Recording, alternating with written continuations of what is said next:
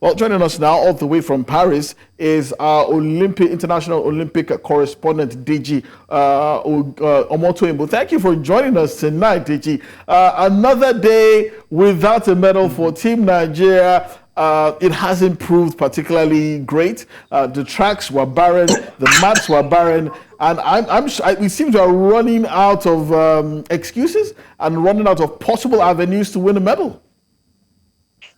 Well, definitely the medal hopes are fading fast. Like one of you mentioned, all eyes now on the mission. Her semi-final heat is tomorrow morning, I think about 10 a.m. Nigerian time. So all eyes on her. Again, it's been disappointing, but at least some of the events, some of the results are encouraging. But you guys were talking about 4 years time. We don't do continuity, and that is how do you move from potential to podium? I think that's where we don't seem to have a plan. I'm sorry to say, I was very optimistic before these Olympics. I thought maybe 2 or 3 medals coming from somewhere. It's not happening like that. Well, I think Kuru goes in the repechage and she might have a chance. But Amusa is beginning to look like the only medal hope that we have, and it's a strong field. I don't think gold is guaranteed for her in that event, but let's hope that she makes a podium finish and has an Olympic medal, because that's a legacy for her career. So far, not so good. But I also add that, honestly, to be fair to ourselves, do we plan well enough to be demanding Olympic medals from our athletes? Do we put enough work in there to be expecting Olympic medals? I honestly don't think so. Well, it's a question of planning well. There's also the question of incentive as well, DG, because the likes of Singapore are offering over $300,000 for every single gold medal that they win. I need to check whether they've won any at all. Well, I think we're offering just, $5,000 or so? No matter the amount of incentive you offer, if you don't put in the work ahead of the Olympics, you're not going to win.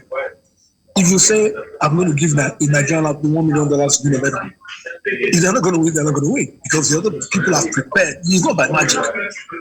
It's not by magic, it's by preparation. And I think where we miss it is that we should have, every country has medal hopefuls. They look at their performances in their particular events, and they feel that if we develop these athletes, develop these contestants in any field, he or she has a chance of winning. And you focus on those ones and you give them proper long term. We do not do long term.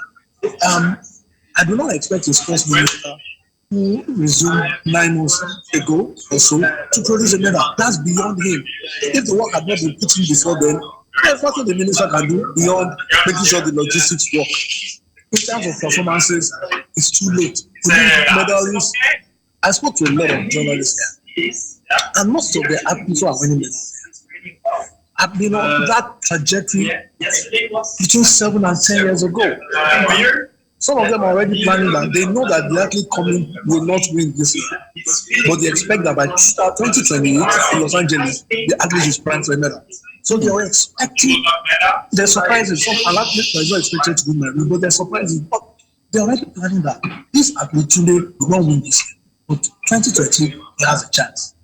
We do not do long term in any area of our sporting situation, and what you see is what you get.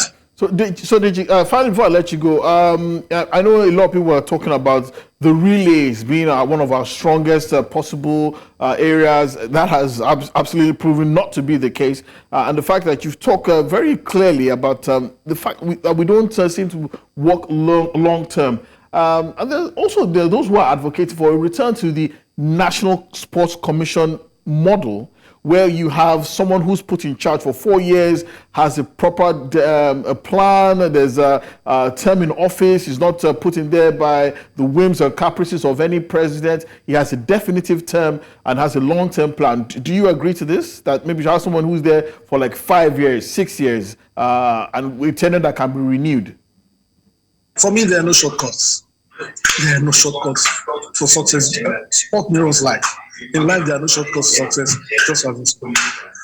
Yes, the National Sports Commission model appears to be more productive. But my problem with Nigerian sports is we tend to have structures that build powerful individuals and not sustainable structures.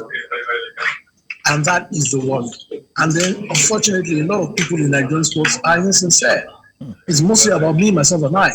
I dare say that at times athletes are bottom of the priority lists. And it's because of the athletes that associations exist. It's a very painful situation because for a country of our size and our potential, you should be doing much better than that. Even if we win a couple of medals at this stage before the commission runs out, it will still be unfulfilled potential. We know we can be better than this, and we know we are better than this. But you have to put in the work. It's like a child who feels I'm smart, I will not read for exams. We will not top the class. So we've just got to do better, and we've got to. If we don't plan properly, this is the result we'll continue to get. This is the London 2012, Rio 2026. In 3 Olympics or 4 Olympics now, maybe we can only count 1 or 2 medals. That's definitely not good enough by any stretch of the imagination. Not good enough. Well, thank you very much for joining us, DJ. Earlier today, I was actually speaking to an Olympic silver medalist, and he was actually bemoaning the fact that St. Lucia, a small island country of barely 200,000 people, has won an Olympic gold medal. And a country the size of Nigeria, the size and talent in quote of Nigeria, can barely even boast of a ceramic mug at these Olympic Games right now. But thank you so much for joining us, DJ. We'll be catching up with you in subsequent editions of the show.